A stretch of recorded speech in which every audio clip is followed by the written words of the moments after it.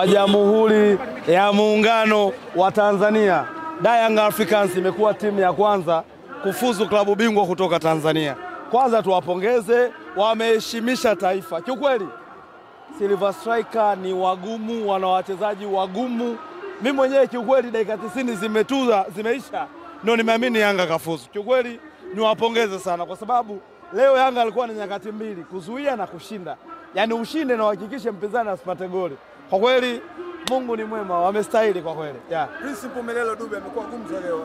Mashabiki mpaka kuna muda hata wakatamani atoke kwa sababu wanaona uwezo wake ushafika mchwani. Prince Mpumelelo Dube, Azam wangemwacha akacheza. Unajua kuna ukweli ambao watu hawataki kusikia. Azam tunaamini ni timu kubwa, lakini wana mambo ya kizamani vibaya mno. Mnamshikiaje Prince Dube? Dube kipindi anaondoka pale Azam alipoteza vitu viwili, soksi na boxer. Dube alipokuwa Azam, mbona alikuwa acheze hivi? Azam wamemloga, wamwache akacheze. Zaka za kazi mnakuwa mawapi? Azam wameondoka kwa amani kabisa. Mchezaji akigoma kucheza kwenu ni kosa, mnamhatarishia hadi maisha yake ya mpira kiasi hichi. Dube huyu kalogwa, Azam mwachilieni. Mlipofunga nenda nikafungue. Dube sio Dube unamjua wewe. Dube kalogwa yule na Azam bana. Mambo gani hao wanafanya? Kiwango chake kimeisha. Yanga Africans ndio ilipocheza leo ni kama watu walikuwa wakishikilia roho. Tangia ameshika kocha Patrick Mabedi. Unaona mabadiliko ya kocha Yanga Africans. Kwanza Yanga toka msimu umeanza, msimu huu 25-26. Leo Yanga ndio kacheza mpira mkubwa. Yanga ameprocessi, Yanga kacheza nafasi, Yanga kajilinda. Silver Striker katoka dakika 90 hana on target. Shura nielewa. Unaona kiasi gani Yanga inaendelea kuimarika. I believe Yanga msimu huu inaishia finali. Pacome Pedro Zouzoua wa Verkosi. Kwa nini unaonaje performance yake kama moja ya key player kwenye kocha ya Africans? Pacome Zouzoua yule ni MVP kwa sababu leo kamaliza mechi. Tangu anaanza before kuumia Pacome alikuwa na kiwango kizuri sana. Unaona kaenda kafunga goli kaumia. Ile ndio aina wachezaji ambao Yanga wanajivunia na anaonyesha Ivory Coast hawajakosea kumuita timu ya taifa. Pacome ndio mchezaji pekee kutoka Tanzania anacheza kombe la dunia. Kwa hiyo quality yake lazima uione tu uwanjani kwamba hii ni quality ya kombe la dunia. Pacome Pedro Zouzoua kiukweli mimi nadhani kwa sasa ndio muhimili mkuu wa Yanga.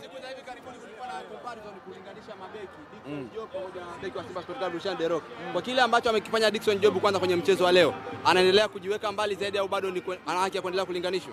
Kwa kiukweli mimi natamani aendelee kumlinganisha kwa sababu Rushan De Reuck ni beki mdogo. Unavomlinganisha na Dickson Job unampaisha kidogo, unamfanya aendelee kujituma, lakini 1v1 Dickson Job ni bora. Ukiangalia leo akapiga tackling kama 20, kafanya saves kama 30.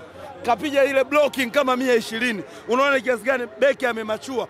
Kumlinganisha ni sawa kwa sababu tunamfanya Rushan De Reuck lilimodo wake awe Dickson Job. Kiukweli Yanga wako vizuri. Mimi nawapongeza sana. Kwa sababu ya uchizi vunga. Unajua sisi mashabiki wa Simba tuna tabia kushabikia kitu kwa mara moja. Uchizi vunga alivyoifunga Yanga, watu tayari walimpa heshima, lakini wa Tanzania hawakuelewa. Uchizi vunga kaifunga timu kubwa. Sio unaelewa? Sasa leo nilikuwa naomba niongee na wananchi. Kesho tuwasindikize wale wa Malawi na mapiano. So walikuja wanacheza. Wananchi. Kesho tuwasindikize wale wa Malawi na mapiano. So walikuja wanashangilia. Uchizi vunga leo dakika hadi anatolewa hakufanya hata on target hata moja. Unaona kiasi gani Yanga walikuja kimkakati na kujilinda. Ile Silver Striker ni katimu kadogo sana ukilinganisha na Yanga. Yaani kuendelea kubishana na Yanga kiukweli ni kuwakosea heshima da Yanga Afrika. Mimi kama Mtanzania wa kwanza nimefurahi kuishuhudia timu ya kwanza ikiingia makundi. Azam manake sio timu ya kwanza. Azam wale si wako shirikisho, michuano ya kanuni. Ile michuano ya kanuni.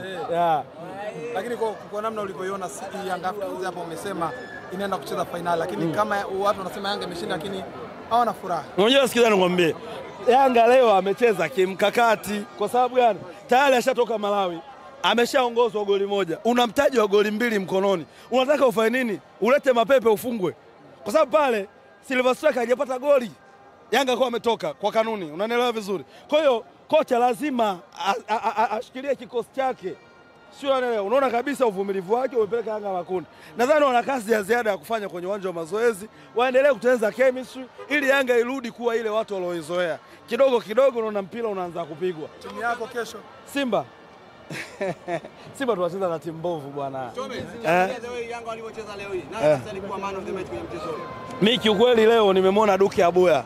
Duke Oga Abuya kacheza vizuri sana kwa sababu Duke Abuya alikuwa anacheza namba 3 leo pale uwanjani.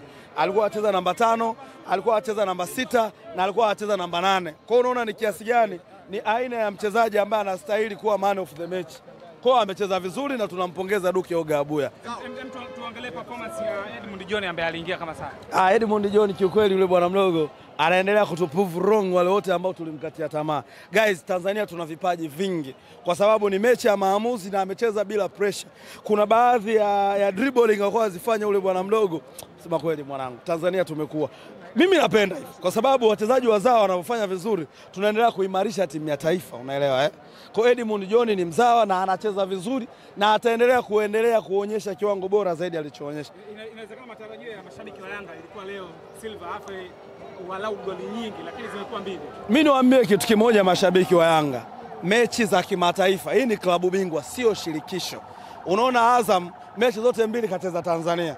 Lakini unaona mechi ya kwanza Yanga kaenda Malawi unajua. Mechi ya pili kamaliza hapa. Hii klabu bingwa unacheza na bingwa wa nchi. Nafasi ya kwanza au ya pili msifikirie utakuwa ni mchezo mwepesi kwa sababu vilabu vingi sasa hivi vimewekeza. Sio unanielewa. Unaona leo quality ya Yanga ya wachezaji wao ndio imeamua mechi, lakini mechi ilikuwa ngumu vibaya mno. Mechi ilikuwa ina pressure kwa wachezaji kwa sababu wangeruhusu ni chuma yoyote Yanga ameaga. Kwa hiyo tuwapongeze kesho sasa. Tunataka pilau. Kuna hiyo mechi yenu unazungumzia nyinyi Simba sasa na Singizini. Sasa Singizini ile si kama Simba iko mazoezini. Ile ni timu sasa ile Singizini. Singizini atachukua timu ya Nondokapu pale anashinda. Sasa ile bure imewalipa. Jamani siwafichi. Mimi ningewaomba Yanga mechi zote za makundi waweke bure. Ipigwe full house, watu wajae, waje washabikie. Unaona leo vibe limewapa matokeo unajua. Bila kuwa kuna baadhi ya maamuzi yako anafanya refa anasahau, watu wanasomea, refa anarudi tena kujikagua. Sio unanielewa? Kwa hiyo bure imewalipa. Target ni nini? Kiingilio hapa Yanga wangeweka hata milioni 100 wasingepata. Sio unanielewa? Watu wangekuja wachache. Lakini ameweka bure, amepiga full house. Niambie makundi anaingiza bilioni ngapi? Sio unanielewa? Hesabu. Kama una hesabu vizuri wewe sikuelewa hesabu za Yanga. Yanga ametarget hela nyingi. Haja target hizi 5,500 za viingilio. Alijua kabisa wanachama na mashabiki wakijaa wataipa timu nguvu. Timu itafuzu, alafu makundi wataingiza hela nyingi. Unaona hesabu hizo? Kama una hesabu za kibiashara wewe sikuelewa. Olo ni olo. Yanga wanatajiri na wajali. GSM kanunua siti zote watu wamekaa wamerelax. Uhalisia kwenye timu sasa hivi si imefuzu. Hiyo ni hatua nyingine sasa watajipanga kivingine. Unajua mechi za mtoano ni tofauti na mechi ya makundi. Unaweza ukajipanga vizuri.